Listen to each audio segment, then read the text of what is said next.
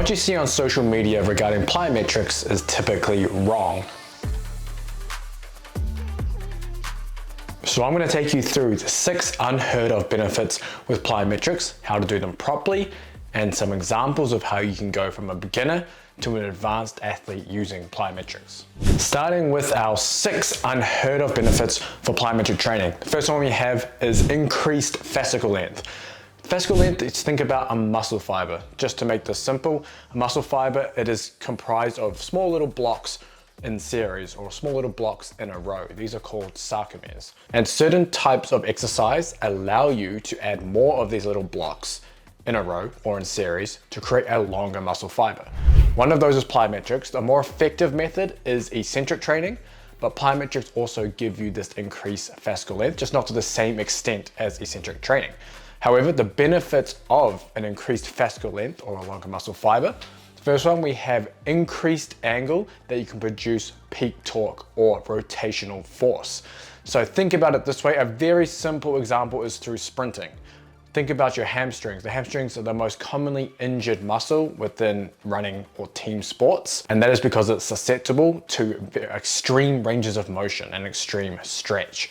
So for example, you're sprinting at 100% and the angle that you produce the most amount of force is when your knee is bent at 90 degrees. Let's say you're sprinting, your knee is at a right angle, this is where you can produce the most force. So anything that is a shorter angle, you don't produce as much force and it diminishes. Same thing as you lengthen the hamstring, the amount of force you can produce is also reduced as it gets longer.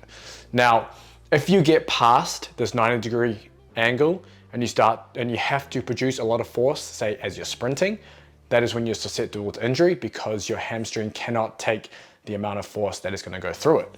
Now, with plyometric training and eccentric training, but as we focus on plyometrics, we can increase this joint angle where you produce peak torque or rotational force. So instead of it being 90 degrees, now maybe it's 100, 110 degrees.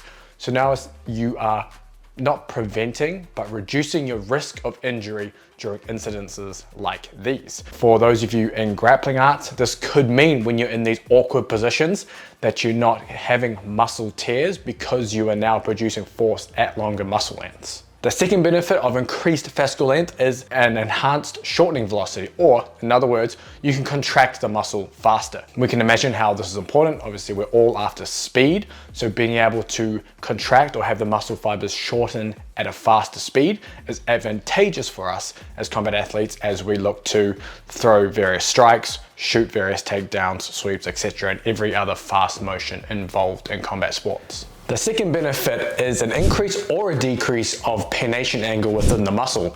And I'm going to explain this to you and break it down just so it's easy to understand before we dive into what I mean by an increase or a decrease. But take this as an example as a muscle belly. Looks like a leaf, but essentially the muscle and the red lines are the direction of the muscle fibers. Hopefully you can see that. This little blue area is the angle. So essentially straight down the muscle and then out towards the muscle fiber. That is the pennation angle. This changes based on the type of training, genetics, etc., but it can be moved based on the type of training. So you'll have maybe muscle fibers that are orientated more horizontally versus muscle fibers that are more vertical. Different muscles typically have different pennation angles. However, for pure speed and power, you want a reduction in pennation angle. So you want these muscle fibers to be as closely aligned vertically as possible. Why? Because we have the line of pull. This is the direction force is being generated.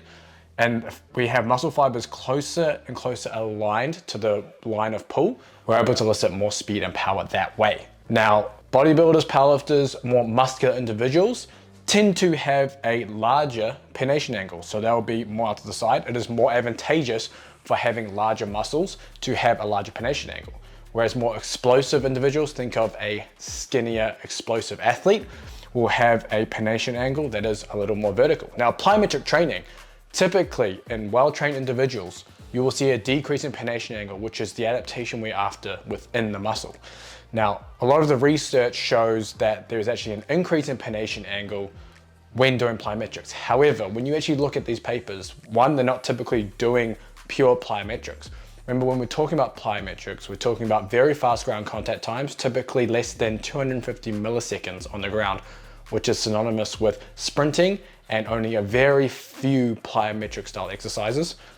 Whereas a lot of these papers are using things like weighted jumps, etc., that have far longer ground contact times that start to be more towards a slower stretch shortened cycle versus a plyometric style exercise, and can be more strength orientated.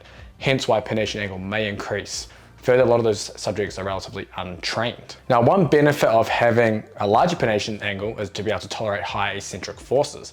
However, in a sport like combat sports, this isn't as necessary since you're not, for example, sprinting over the ground and having to take collisions at impact, for example, in rugby. But expect to see some of these adaptations. Typically, a decrease in pennation angle is what you are after when you are doing plyometric training. Our third benefit, increases in tendon stiffness. Now, stiffness is often associated with a bad thing. Being stiff is like not being mobile or flexible. But we're talking stiffness in an active format. So when we're talking tendon stiffness, we're talking the ability to rapidly change from an eccentric or a muscle or tendon lengthening to a concentric or muscle and tendon shortening phase within a movement. Plyometrics are a form of rapid eccentric to concentric. Think about jumping rope. Jumping rope is a low-level plyometric exercise. That is a rapid change from eccentric when your foot hits the ground and you get a lengthening of the Achilles tendon and the calf, and then the concentric when you're bouncing off the floor where everything's shortening. Now, you're not going to get this fast rebound if you do not have a stiffer tendon. A more compliant foot and tendon means that when you hit the ground, you almost mush into the floor and you aren't able to get the spring back into your jump.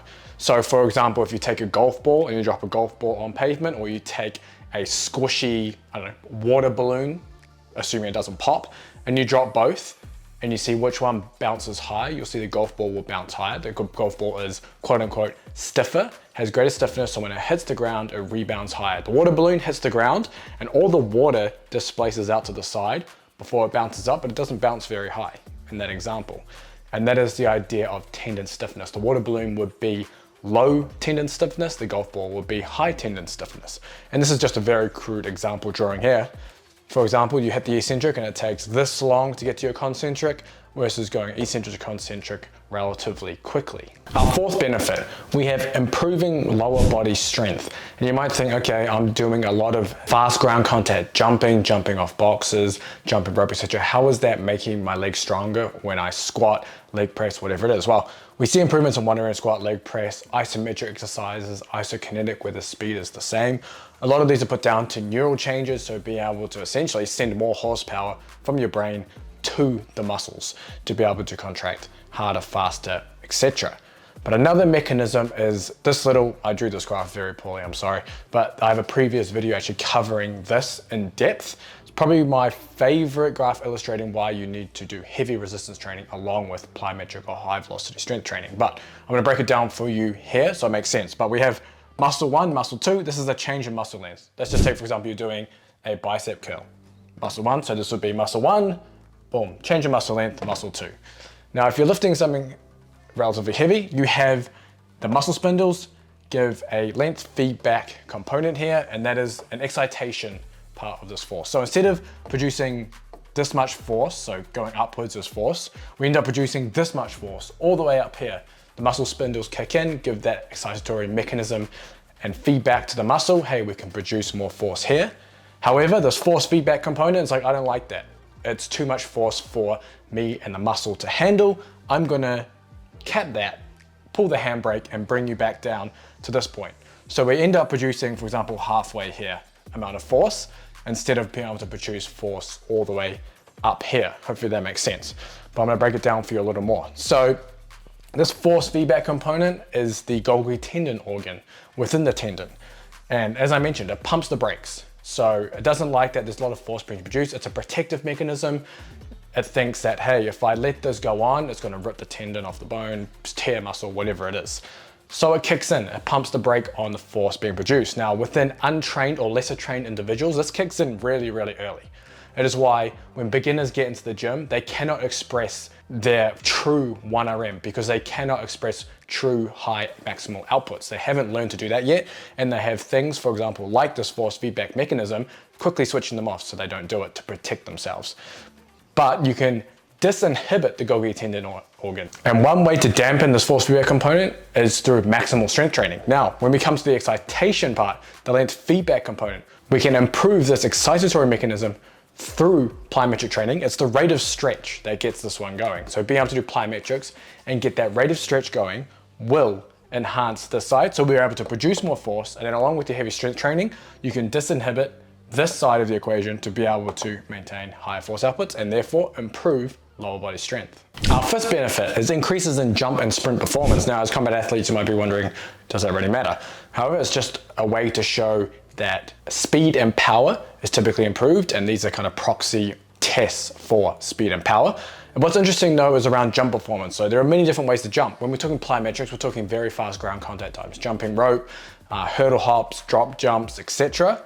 But it doesn't matter what type of jump it is, plyometrics tend to improve those types of jumps. So for example, if you're doing a lot of hurdle hops, going over hurdles, various fast ground contacts, or drop jumps, stepping off a box and then rebounding, you're spending typically less than 250 milliseconds of time on the ground, but it seems to still improve. For example, counter movement jump, when you have much longer ground contact times, or even squat jumps when you don't even have an elastic component because you're pausing at the bottom of the jump before you jump to dissipate any of that elastic energy as heat. So plyometrics carry over to essentially every part of your performance, your various jumps, your sprinting, your speed, plus your lower body strength. So it makes little sense to exclude plyometrics from your training program when you see these performance benefits across the spectrum. Now, final benefit, sixth and final, we can increase pretension while decreasing muscle slack. And it sounds like a load of jargon, I know, but I'm gonna explain it to you now and break it down. So this is a theory put forward by Bas van Hoorn and Frans Bosch in one of their papers around the muscle slack theory. I like it, it makes sense. So I'm gonna break it down quickly. I see it as a precursor to tendon stiffness. So when we talked about hitting the ground and having that rapid eccentric to concentric action, you need to have tension within the tendon and the muscles to do that. If you're fully relaxed, there's just no way you can get on and off the ground quickly. You just kind of hit the ground like a sack of potatoes. You don't want to do that. You want to be active so you can hit the ground and rebound. And this is where I see increasing the ability to have pretension and then the reduction of muscle slack. So first, the pretension.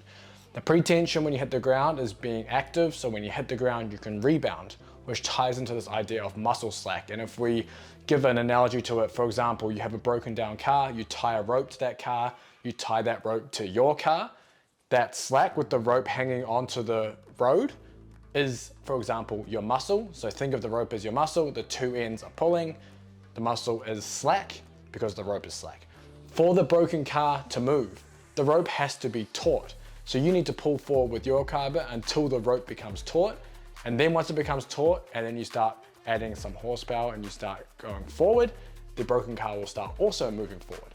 And that is the idea behind muscle slack. You need to take out this muscle slack to be able to produce sufficient force and have the optimum muscle length to do that. Hence, having that pretension before you hit the ground, pretension is taking out the muscle slack in this scenario. So having this pretension allows you to hit the ground, and it's a skill you can train.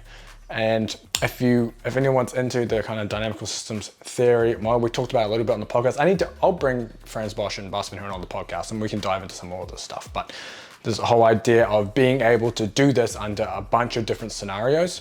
For example, you can do it with various rhythms of hurdle hops. Instead of going the same height hurdle hop all the way through, you could have varying height hurdles. You can do double pops between each hurdle, etc., etc. So these are things you can develop to improve overall performance. But let's take you through my hierarchy of, for example, beginner or low-level plyometrics all the way through to the advanced plyometrics, so you don't make the mistake of jumping straight to the advanced plyometrics, because there is no need to do that, one. And two, when you go straight to the higher intensity stimuli, it means that you already think of it like your ACE card, right? I mean, a lot of people talk about PEDs or steroids and talk about it as quote unquote your ACE card. And that is once you play it, you cannot play it again. You essentially gave yourself that extra bump to the next level, and now you no longer have that bump. So save these for a lot later in your training.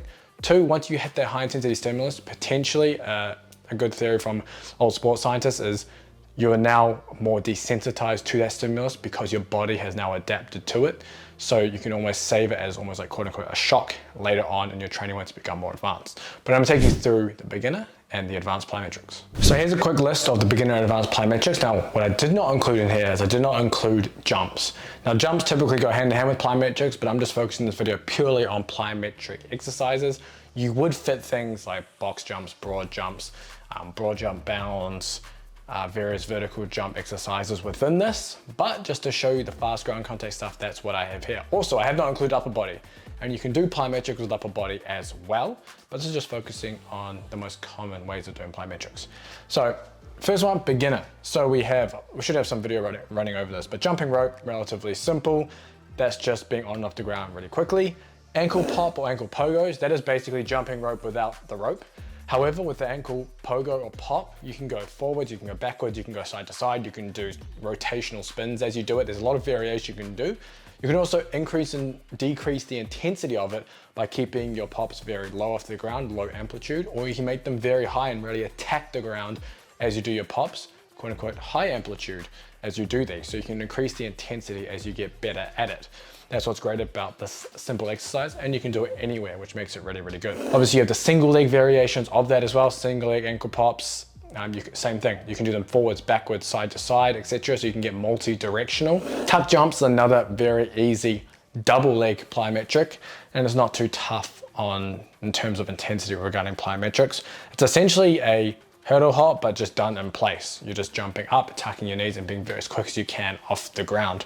Now, I typically like to prescribe beginner plyometrics with jumps, but in a circuit format.